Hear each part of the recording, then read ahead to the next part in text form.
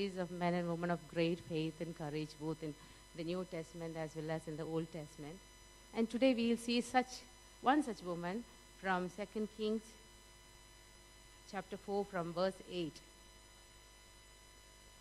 2 Kings chapter 4 from verse 8. This is the story of a woman with so much of inner strength and perseverance, a woman of endurance, a woman who had so much of persistence in prayer, a woman who kept her faith above facts. And when we see into chapter 4, we see that major portion of this 2 Kings chapter 4 records about her, but her name is not mentioned. She is also seen in chapter 8. There also her name is not mentioned. And Elisha calls her as the Shunammite woman, or the woman from Shunem. She was from a place called Shunem, and so she is addressed by Elisha as the Shunammite woman. Now talking about Shunem, we see Shunem in two more places in the Bible, that is in Joshua as well as in 1 Samuel, where we see that Shunem was the place where the Philistine army came and encamped to fight against Saul and his people. So because she was from Shunem, Elisha calls her as the Shunammite woman, and today I would love to call her as the upper room woman. Now coming to verse 8, we see that the Bible records her as, in verse 8, as a notable woman.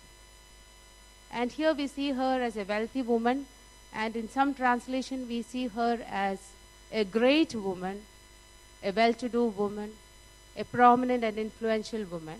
And Elisha calls her as the Shunammite woman. Coming to verse 8, we see that a little background of the story. The prophet Elisha, after Elijah, was appointed and commissioned by God for God's purposes. And Elisha would be going back and forth from Mount Carmel, the place he was living, to all these villages, and of course to Shunem. And apparently he passed by her house, and the woman notices him. And we read here that she constrains him, or she compels him, or she urges him to come home and dine with her. I believe that in those days it was not the custom of the prophets to go to people's house and spend time with them, or to eat with them and dine with them. But here we see that literally this lady stops him. She wants to be a blessing. She's telling, please come home. And I think Elisha was not interested to go in the beginning, but she was persistent. She was persistent to take Elisha to her house to dine with them. She wanted to be a blessing to this man of God. She wanted to serve him. She wanted to revere him. And so Elisha had to give in to her invitation, and he comes home and he dines with him. And of course, Elijah loves her food and their hospitality and her generosity. And we read that he would turn in there each time when he came to Shunem. And it becomes a custom that each time when he came to the Shunem, he would come to that house and dine with them. And one day, and eventually they developed a relationship, or they got to know each other. They became close to each other. And one day in verse 9, we read that she tells to her husband, I perceive, look, I know this is a man of God who is coming to our house. I perceive that he is a man of God. She was able to identify, she was able to sense the presence of God in Elisha. It was not about Elisha, it was who was inside of Elisha. She was able to see God in Elisha. She says, look, I perceive that he is a man of God. This woman had the gift of discernment. She was able to discern. Now when we come to, we live in a world of deception, right? Right from the Garden of Eden, we see deception, how Adam and Eve was cheated by the devil. And when we read 2 Corinthians chapter 11, verse 14, we read like this, and no wonder, for even Satan disguises himself as an angel of light. Or in a normal quote, we say, all that glitters are not gold, right? But this woman had a sense to discern. We as the children of God, God has given us the spirit of knowledge, the spirit of wisdom and understanding to evaluate things, to know what is carnal, what is earthly, what is from God, what is fleshly, what is from the devil. Here we see a woman with discernment. She was able to discern the presence of God in Elisha. She was able to see what is from God and what is of God. And so she was able to go to the right relationship. When we have the right discernment, when we discern things, when we have that ability, when we use that Spirit of God's discernment gift, we will be able to choose rightly in our lives too. So here we see this woman had the sense of that gift of discernment. And what he says is here, let's read verse 9. Here we see that, look, I know that he is a holy man of God, and please let us make a small upper room on the wall. She's telling to her husband, all that we have been doing for this holy man of God was good. We did good, but let's do more. Let's make it special. Let's make it an extra thing. Let's do our best. Let's make a small room for him. Right? That shows that she was a woman with the gift of giving. She was a generous woman. From what we read, we saw that she was a wealthy woman. She had enough wealth. She had enough resources. But she was a generous woman too. She used her resources for God's kingdom, for the people of God. She was blessed to be a blessing. She's telling what we are doing is good, but let's do more. Let's give more. It's not the 10% of the tithe. Let's give more. Let's do more for God and His kingdom. So she's telling to her husband, look, let's make a small room for the man of God. Now we see that it was she who perceives that he is a man of God, and the idea is her. She comes up with the idea of making the room, but she comes and talks to her husband, and they plan together. We see a kind of unity here. There was unity in that house. She was a godly woman, submitted to her husband, and it's the husband who does the things. She comes up with the idea, but it's the husband who does the things. So she was a godly woman, submitted to her husband as well. That is one of the things that made this woman great as well. And now let's look at the furniture that she arranges in that room. She's telling, let's put a bed for him, a table and a chair and a lamp. So this is the most amazing, interesting thing that came to my mind. The furniture that she arranges for him in that room, when we take a closer look to those furnitures, we see a comparable set of furnitures in the tabernacle in the temple of God. There we see a lamp, the menorah, the table for the showbread, a chair or the throne for the ark, and the bed that represents the altar. In fact, she wanted to build a temple for God to dwell in her house. She wanted the presence of God to live in that house. Initially, she welcomed him. She gave him food. They developed a relationship. Now, she wants to build a temple. She created a space, a special place, a temple, a place that is consecrated only for God. She wanted to make space in her house for God. She created space for God. She created space for God in her house. She created space for God in her household, in her schedule, in everything of her life. So she created a temple for God. When we come to New Testament, as a New Testament believer, we know that we are the temple of the Most High God, right? Are we not the temple of the Holy Spirit, that the Holy Spirit dwells in us, right? That we see in 1 Corinthians chapter 3, verse 16. Let's go to 1 Corinthians chapter 3, verse 16. All right.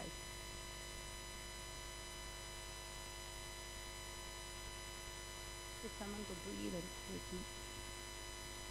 Do you know that you are the temple of God, and the Spirit of God dwells in you? When we accept Jesus as our Lord and Savior, the Spirit of God comes in us and unites with our spirit, and we become the temple of God. Here, this lady is creating a temple for the presence of God to come and dwell in her house. She perceived that Elisha was a human tabernacle, and she wanted the presence of God to live in her house.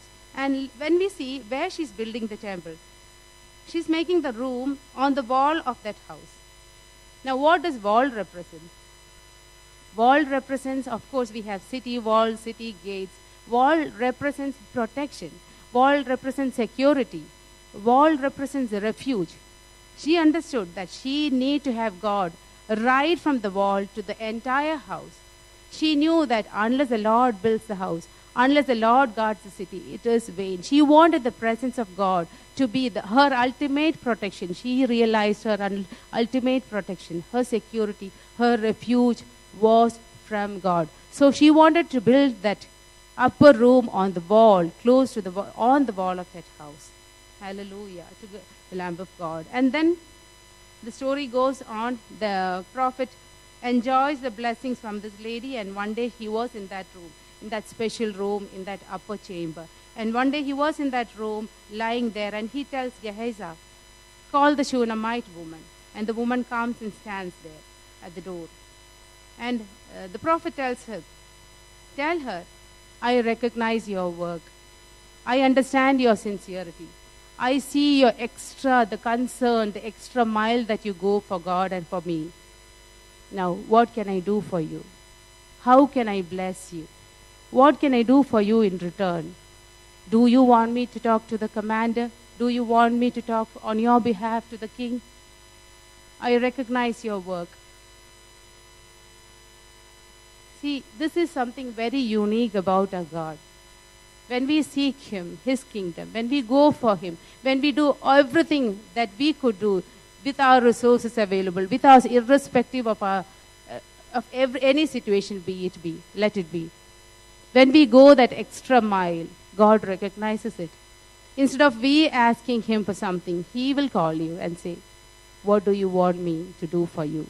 How can I bless you? What do you want? Instead of we asking, He asks us. Bible says, seek first His kingdom and His righteousness, and all that will be added to you. Here the prophet is asking, what can I do for you? And now let's see the response. Coming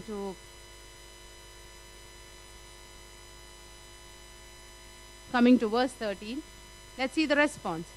She says, I don't need anything. I'm fine.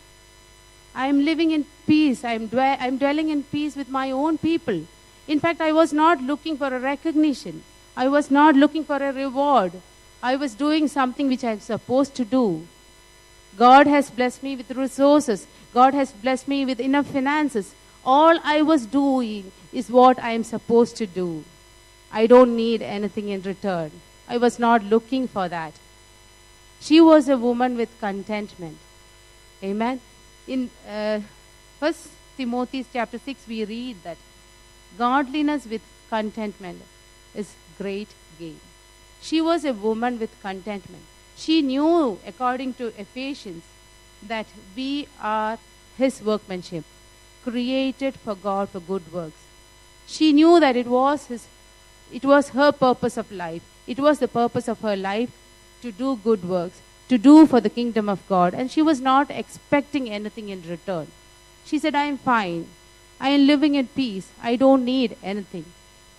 Hallelujah. Are we content with what we have? Contentment comes with gratitude. A heart of gratitude, a heart of thankfulness. When we were praying, Sophie was praying, there are so many people today at this moment in ventilators. This is a new day, a day with health and wealth and peace of mind God has given us most of the time. But when we get into a little problem, are we grumpy like the children of Israel? A heart of contentment, a heart of gratitude that pleases the Lord. And she goes back. And then we see that our God is a generous God, and our God is not a debtor to anyone. The Spirit of God that was inside Elisha was so eager to bless this woman. God can't wait blessing her.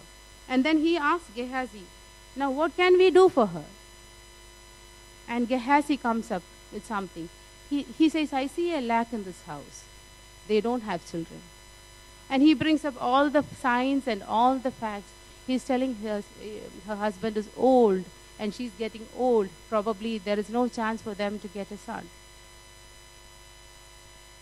Now the prophet calls her back and he prophesies. The word of God is coming to her. Next year this time. She's standing on this doorway and he says, next year this time, by this time, you shall embrace a son. Next year this time, you shall embrace a son. The woman was shocked. She was stunned. She's telling, oh no, this is too good to be true. Oh no, I cannot believe it. It's too good. It's too good. Don't lie to me. Oh no, I cannot believe this. You know why? You know why? In those days, barrenness was a curse. It was a shame. This praying woman, this godly woman, this discerning woman, this giving woman, this woman who found space for God in her life, from the early days of her marriage, she wanted to become a mama. She waited. She prayed. Each month she thought this is the time, but it never happened. Disappointments, year after year. Disappointments after disappointments. She waited in hope, praying, longing, thinking that she'll get pregnant. She wanted to become a mama, but it never happened. Disappointments after disappointments, year after year. And finally that throbbing pain, that hurt, that pain, she buried purposely deep inside her heart and resolved to herself saying, it will never happen. I am not going to be a mama. It is not going to happen to me. So she don't want to bring back that hurt back again and hurt herself. She's telling, no, it's too good to be true. Don't lie to me. Don't lie to me. She don't want to hurt herself more. She's telling, no. But the word of God, I want to tell you something here. When the Spirit of God quickens us with His word and His power, don't say, oh no, because Bible say yes and amen.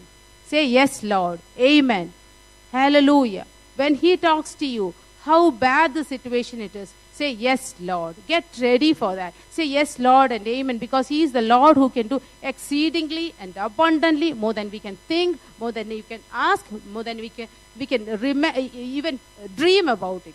He is that God, and He is telling, get ready for that. Amen. Say yes, Lord. For all the promises of God is yes and amen for the glory of God. Instead of saying, oh no, we are supposed to say, yes, Lord. And the promise come to pass. The evidence of the promise come to pass. Hallelujah. This woman bears a child in its due season, just as Elisha said. And it's a boy. Just the way Elisha said. It's a boy. And he grows big. There is fun in the house. There is laughter in the house. There is noise. There is chaos in the house. The boy grows big enough to go to the fields with his father. We don't know the age of the child here. It's not mentioned. Maybe 4 or 5. The boy grows big enough to go with his father to the fields.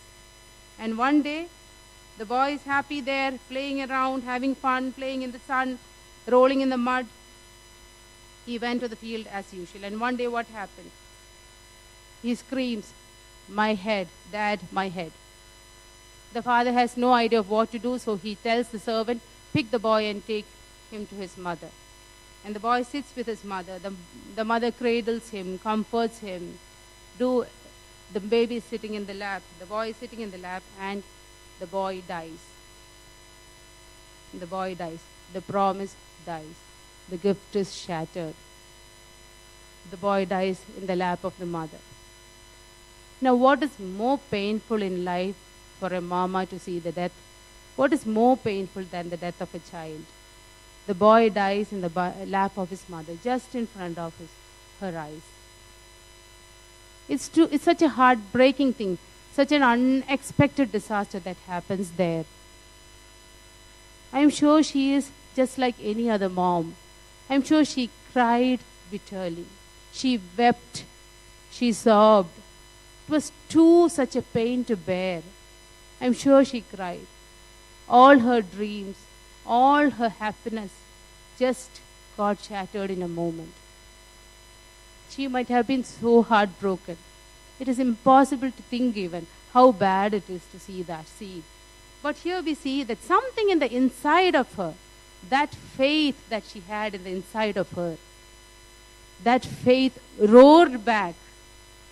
That faith said, no, it's not over. No, it's not over. Hallelujah. The faith said, no, it's not over. I didn't work for this. I didn't ask for this. This was a gift from heaven. If it is from God, I know that God will not allow this to die like this. Amen. If it is from God, this won't die. The faith roared back. She kept her faith above the facts. I want to ask you a question. What is winning in our lives? Is it faith or fear? Is it faith or doubt? Is it faith or anxiety? Is it faith or depression? It's normal to get afraid. It's normal to be anxious. It is normal to weep and cry. But we don't have to wear a mask. I don't believe that. We don't have to gloss over things. But what is winning in the end? Is it faith or fear? The woman said, no, it is not over. This is from God. This was a blessing from God. This is the promise that I saw with my eyes. I believe that if this is from God, it will not die. And what we read is, the woman walks up. She goes up. She moves upwards. She lifted up her eyes to the hills. She marches up to that upper room chamber. She goes, she carries the baby, she walks she marches up to that chamber, onto that bed, onto that temple of God, onto that altar. She lays the baby. She lays the child. Hallelujah. She marches upwards. She knew where to take her problems to. And she lays that dead body on that bed, on that altar, and shuts the door. I want to encourage you today. Nothing is too dead in the hands of God for a resurrection. Nothing is too dead in the hands of God for a resurrection. This is my testimony. I'm telling you, nothing is too dead in the hands of God for a resurrection. This lady positions the child not for a burial, but for a resurrection. Hallelujah. And she comes out and shuts the door. Nothing is too dead. When Jesus went to the tomb of Lazarus, she says, move the stone, remove the stone, push back the stone, push back that unbelief. Push back the unbelief and believe. And the sister says, it's been 3 days. Please don't open the tomb. It will stink. But Jesus said, Lazarus, come out. And that's it. The dead man came out. Nothing is too dead in God's hands for a resurrection. And the lady shuts the door and comes out. Now, why did she shut the door? Why did she shut? She don't want a second person to come between her matter and God. She left that. She cast that burden on that altar. She don't want her relatives or her acquaintance or her friends to come and see that dead body. She left it into the hands of the Almighty, where she knew the problem, where she knew the place where she should take her problem. Amen. She shuts the door. She don't want anyone to come and give a comment. She don't want anyone to come and do a burial service there. She shuts the door and she comes out. Coming to verse 22. And then she calls her husband and says, if anyone who reads this passage for the first time will think that she's calling her husband to tell that the child is dead, right? Most of the time, we ladies are like that. We'll just wait for our husbands to come home to vent out all that happened that day, The tea will be served with a bundle of problems. Right? That's how it happens in my home. I don't know about everyone. Thanks be to God for husbands who have selective deafness. So things will go fine. So here we see that the woman calls her husband and says, quick, I want a transportation and a driver. I want a donkey and a servant. I want to go to it's written in the Bible, I want to run to the man of God. And the poor husband, he has no clue. He's telling, why are you going now? It's not Sabbath. It's not a special day. Why do you have to go now?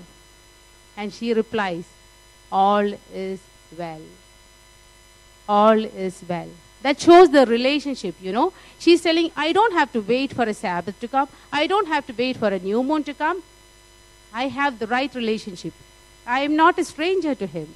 I can go to him any time of the day. I can go to him. That shows the relationship. That shows the freedom and the confidence she had. She's telling, it's fine, I can go, it's fine, I don't have to wait. Well, coming to Hebrew 4:16, let's read Hebrew 4:16. We to have that confidence because we are not going to a prophet. We have the high priest there. And his name is Jesus, who can sympathize with us in our weaknesses, who can stand with us in our troubles. We can run to that throne of grace that we may receive mercy and grace and help in time of our need. Thank you, Jesus, for that. So here the woman is telling, I can go to him any time of the day. Let me go. And she's going. And we will run to that throne of grace in time of our need to find grace and mercy and help. Hallelujah to the Lamb of God. And the woman is going, and she's telling to the servant. She saddles the donkey and says, drive fast. You hit the donkey, you beat the donkey. You do what, I don't mind what you do, but go as fast as you can. We have to go to Mount Carmel. Go fast. Don't stop on the way until I say. Let people ask you something, but don't stop. I don't mind who is going to ask you things, but it's okay. Run to Mount Carmel. She knew her problem can be solved only if she reaches Mount Carmel. She knew her answer to her problem was with the man of God in Mount Carmel. But we have a good news. We don't have to go to Mount Carmel. All we have to do is look up to Calvary, to Mount Calvary. Look up to Jesus on the man on the cross. Hallelujah. When our journey is, our faith should have the journey to that cross. Just to believe what he did on the cross. Just to believe in what he did on the cross. Our problem can be solved only there. Be it how dead the problem is. The circumstances might tell it is dead. But there is hope in Calvary. On that cross. Bible says, he bore our griefs, carried our sorrows. The chastisement of our peace was upon him. He was bruised, he was wounded for our transgression. And by his stripes we are healed. When we are in trouble, we have an answer on that cross. We need to run to the foot of that cross. That is the place where the divine exchange happened. He took our curse and gave us his blessing. He took our sin and made us righteous. He took our sickness to make us healthy. When she went to Mount Carmel, we go to Calvary, to that cross. Hallelujah. And she reaches there. Upon reaching there, Elisha sees her. And Elisha sends Gehazi. And Gehazi asks the same question. Are you fine? How are you? How is your son? How is your husband? All is fine. She didn't want to speak what she saw. She didn't want to say what she felt in her five senses. But she said what she felt, what she believed, what the inside of her said. She said, it shall be well. It is fine. It is fine. And she bypasses Gehazi and she goes to Elisha. And she runs and grabs his feet. She goes and catches his feet. She knew the problem can be solved only by God. She is persistent. And in the beginning, and we know that Elisha was not, didn't want to go in the beginning and want to send, but she was not willing to compromise. She didn't want to compromise other than God. She says, no, you have to come. I won't go without you coming with me. She was persistent. She was keeping on asking. She was keeping on seeking. She was knocking. She asked. Here it is written, as the Lord lives, and as your soul lives, in verse 30, I will not leave you. She was a persistent woman, persistent in prayer. She didn't want to give up. In Luke chapter 18, verse 7, Luke 18, verse 7, it says, and will not God give justice to his elect, who cry to him day and night? Will he delay? We see another woman with such persistence in the New Testament, the woman with the issue of blood. She says, no matter if people identify me in the crowd, no matter if they are going to stone me to death, I will go. With the little remaining amount of strength, she dragged herself to that crowd and grabs. She touches the hem of his garment and she was healed. She was persistent. She kept asking. She didn't want to leave the prophet. She says, as the Lord lives, as your soul lives, I will not leave you. Now this quote, as the Lord lives, as your soul lives, is a familiar thing for Elisha, Because when we read the previous chapters, we see Elisha saying the same thing to Prophet Elijah, not one time, 3 times, when Elijah wanted to leave Elisha and go forward.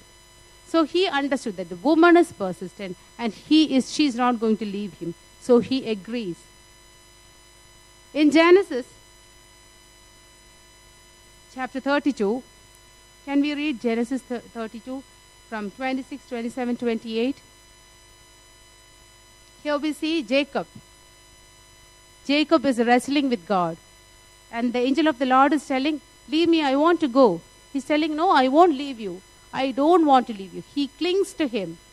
He clings to him. And finally, I won't leave you without blessing me. And finally, what happens? That was the day that Jacob got his breakthrough. He becomes Israel. Here we see a woman of persistence in prayer. She don't want to leave Elisha.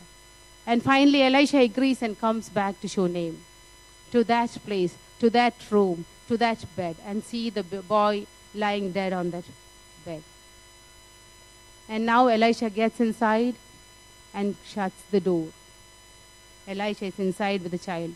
And where is the mom? She's outside. She's waiting. All she can see is a closed door. We don't read that the woman was knocking the door. We don't read that the woman was restless. We don't read that she was giving her motherly instructions to the inside. All she can see was a closed door. Most of the time, we pray hard, we wait, and nothing we see but a closed door. But she kept waiting. She kept waiting. She was standing with the shield of faith in her hand. She kept waiting.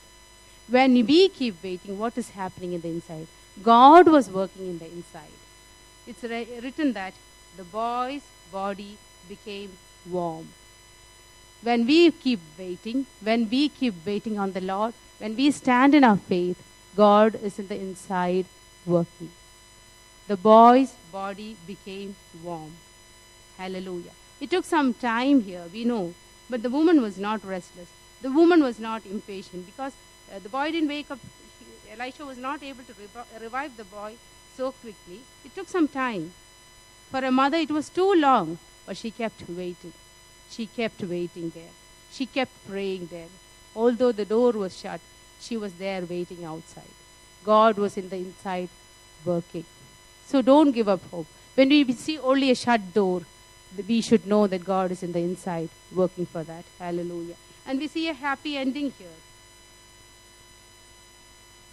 The boy was revived, and Elisha calls the woman, and she picks up her son.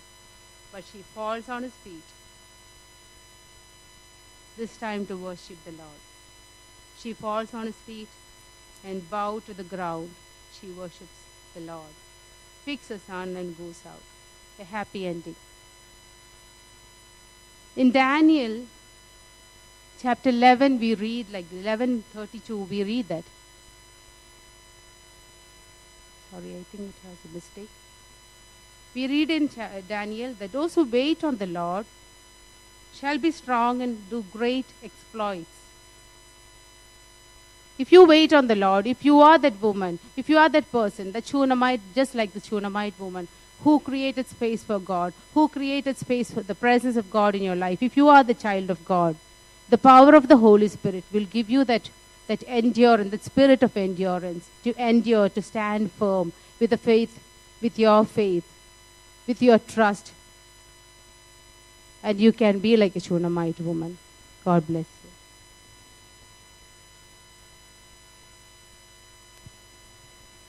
Amen. Thank you, Aliswama, for the word. And the analogy from Second Kings about the Shunammite woman, right? What are the points? She was a persistent woman. She was a woman with discernment. She was a gracious woman. She created a space for God. She was content. Her faith was about the facts. She was a woman of persistent prayer, and she was a woman of endurance. When we are seeing the scriptures, I noticed one thing. When this husband and wife got together to build a room, what did they build?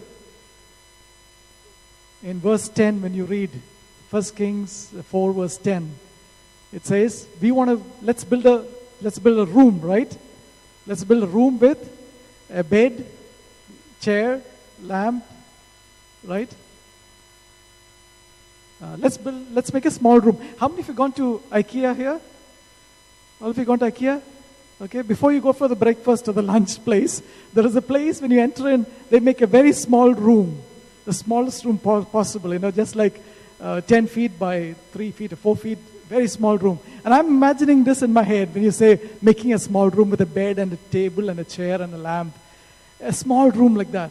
These people, the husband and wife, the Shunammite woman and the Shunammite man, they built a small room.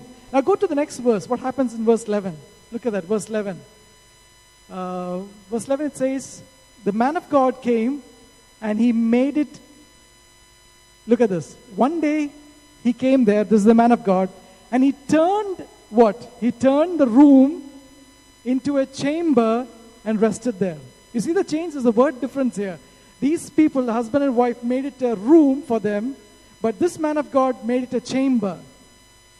If you notice this word chamber, if you look at the scriptures, you'll find that this is the same word used for the presence of God or the resting abode of God. And that's what Alsmam was trying to say about the presence of God in that place. The same word that is used there.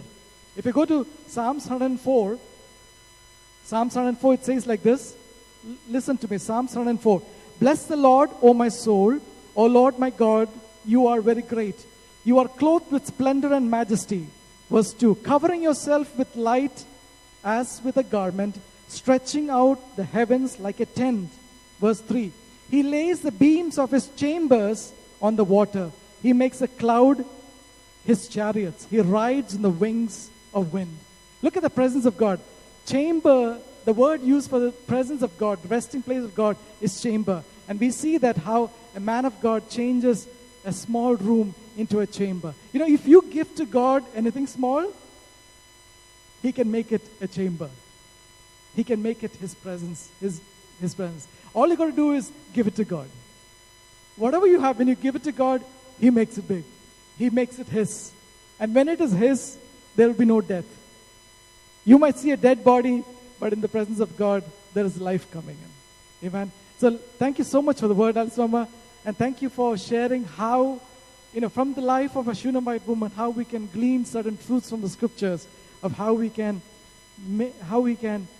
God can change something little that you give into something miraculous and big.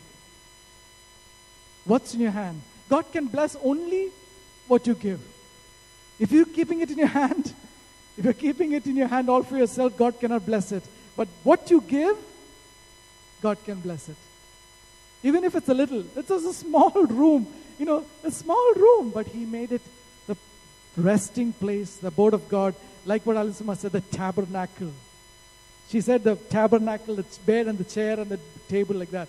But the Greek word used here is the chamber, and that is the same word for the presence of God. Amen? So what are you lacking?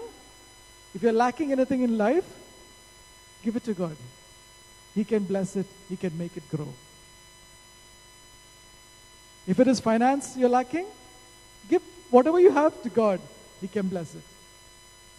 If it's your children you're struggling with, give your children to God. He can bless it. He can turn it around for the good. Amen? So praise God. Let's close in prayer. Shall we all stand? Let's pray. Let's close our eyes and pray.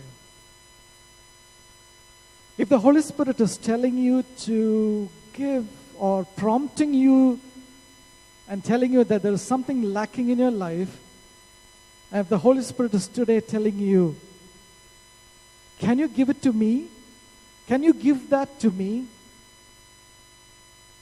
I can turn that around. It's a small room, but I can turn it around to a chamber, to my presence. If the Holy Spirit is telling you this, I want you to look in your heart and check, what is the Holy Spirit telling you? Whatever you're struggling with. I know we all have struggles, we all have issues in life. But today the Holy Spirit is reminding you, whatever is that is troubling you, don't carry it on yourself. Bring it to that small room, give it to me, and I will make this alive in the chamber. That's what the Holy Spirit is promising you today. And I want you to take this promise. Let's take this promise and learn from the example of the Shunammite woman, how she built herself in the faith of God. Thank you, Holy Spirit. Thank you, Holy Spirit. Father, we want to give you everything what we have to you, Lord, especially the ones we are struggling, the realms we are struggling in, Lord. If it is our health, if it is our bodies, if it is our workplace, our studies, whatever it is that we're struggling with, if it's a relationship you're struggling with, I want you to give it to Him, to the Holy Spirit. Father, thank you, Lord, for teaching us from the scriptures. We bless you. We love you, Lord. And we give you all the glory, Lord. Thank you for speaking to us through Alice Mama. Thank you, Lord. Your Holy Spirit was so powerful, Lord. Your voice was so powerful and clear to us. And you blessed us with it, Lord. Thank you, Jesus, so much. We love you, Lord. We love you, Father. As we go to our workplaces, as we go to our schools, and wherever we go in the weeks and the days to come, Lord, show us, Lord, how you, and teach us how you're going to change that little small thing into something big. We bless you. Thank you, Father. We love you, Lord. We give you all the glory. In Jesus' name we pray. Amen. Amen. Is Pastor online? May the love of the Father and the grace of our Lord Jesus Christ and the fellowship of the Holy Spirit be with us all, now and forever. And church say, Amen.